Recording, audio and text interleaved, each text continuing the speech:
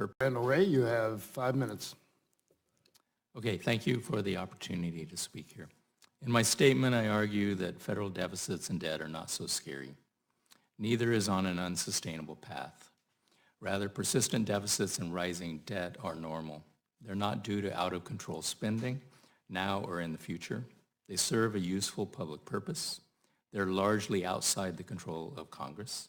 And it's hard to imagine a scenario in which they create a financial crisis, lead to insolvency or high inflation, or trigger an attack by bond vigilantes. I want to focus on two graphs to back up these claims. I don't know if these can be shown. Okay, there we go. Figure 1 shows sectoral balances. In the aggregate, spending equals income. One sector can run a surplus only if at least one other runs a deficit. The government sector is in red in this graph, and except for the Clinton years, it is always in deficit, below the line. The private sector is blue, including firms and households. It's almost always in surplus, except for the decade after 1996, when the private sector spent more than its income. The foreign sector is green and in surplus since the Reagan years. That's because we run a current account deficit reflected in our trade deficit. So the usual case is the government's deficit equals the sum of the private sector's surplus and the foreign surplus against us. This is an identity. You can't change one without changing at least one other balance. Those wanting to eliminate deficits have to tell us which of the other two balances will change to allow that to happen. Will they put the private sector in deficit? That's what happened in the dot-com and housing bubbles, leading to the global financial crisis. Or we'll get foreigners to run trade deficits? How? We've had a current account deficit for 40 years. Understanding sectoral balances shows why the federal balance is not under control of Congress, as it depends on the other two sectors. Finally, let's address the bond vigilantes and projections of exploding interest payments on the debt. Figure 11 shows debt service is driven by interest rates, not by the debt ratio.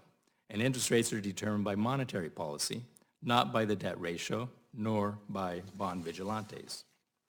So what do I recommend going forward? I actually agree with a lot of the comments made. We don't need tax hikes or spending constraint now, when growth seems to be moderating and there's no inflationary pressure. Indeed, doing that now might depress growth so that the deficit would actually increase, as it always does in recession. The time to rein in the deficit will be when growth booms and inflation threatens.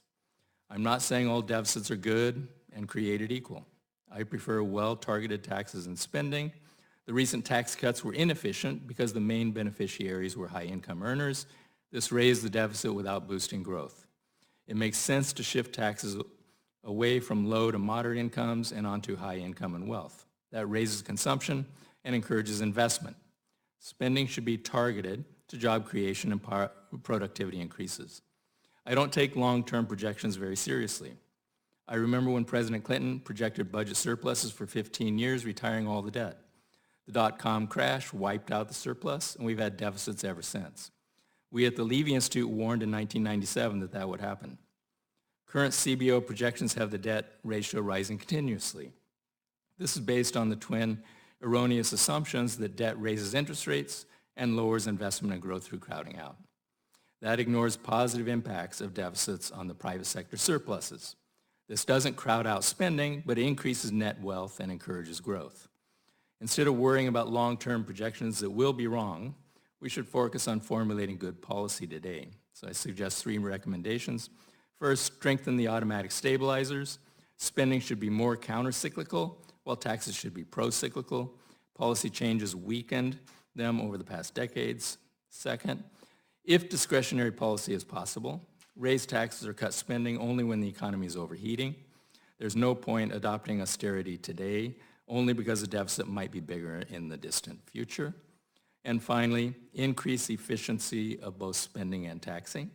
The goal should be sustainable growth, rising living standards, reduction of inequality, and not to achieve some arbitrary deficit or debt number.